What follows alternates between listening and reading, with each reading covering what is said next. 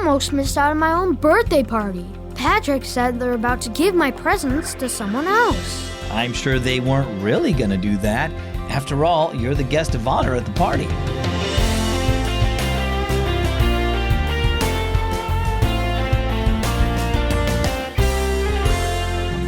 It's a great day here at Keys for Kids. I'm glad that you're joining me today. As always, I'm Zach.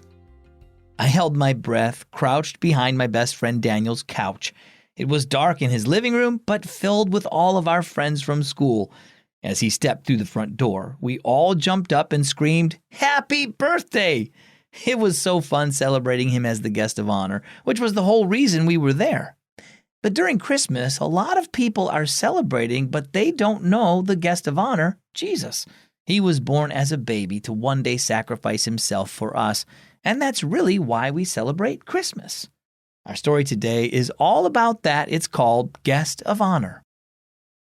"We're still at the mall, Mom," Soren said, frustrated. "The car won't start, and a guy from a garage across the street is working on it now. Dad says we'll be there as soon as we can, but it will be a while. He said to tell you the show must go on, whatever that means."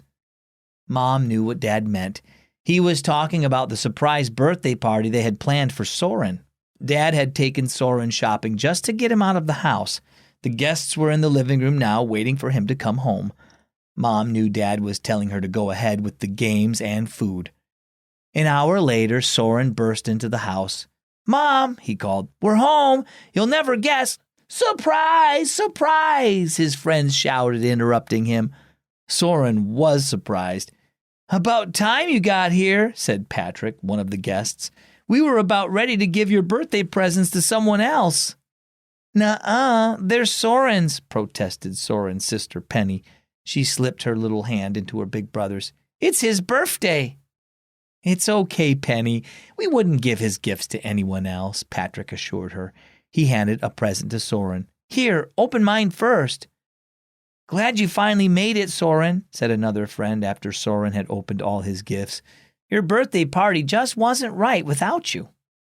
After all his guests were gone, Soren sat down to eat a piece of his birthday cake. "I wish I hadn't missed the games, but at least the car was fixed in time for me to see everyone and open my presents."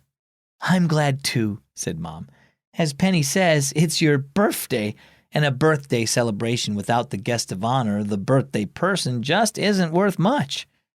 "Happy birthday, Soren," Penny said, grinning. She pointed to the nativity set on a nearby table. "And happy birthday, Jesus." Mom laughed. "Thanks for the reminder, Penny. With everything going on this time of year, it can be easy for us to forget that we celebrate Jesus' birthday at Christmas and how he became human so he could save us from sin. Let's make sure he's our guest of honor at Christmas and celebrate the wonderful gift of his birth." Well, what about you? Is Jesus the guest of honor in your Christmas celebration? Without him, there would be no Christmas. In all the excitement of gifts, parties, and other Christmas events, don't forget Jesus. As you go about your holiday activities, celebrate the gift of his birth. Jesus is God, but he became human so we could be saved through his death and resurrection. That's something to celebrate each and every Christmas. Our key verse is Luke 2:11. "For is born to you this day in the city of David a Savior, who is Christ the Lord." And our key thought for today, Christmas honors Jesus' birthday.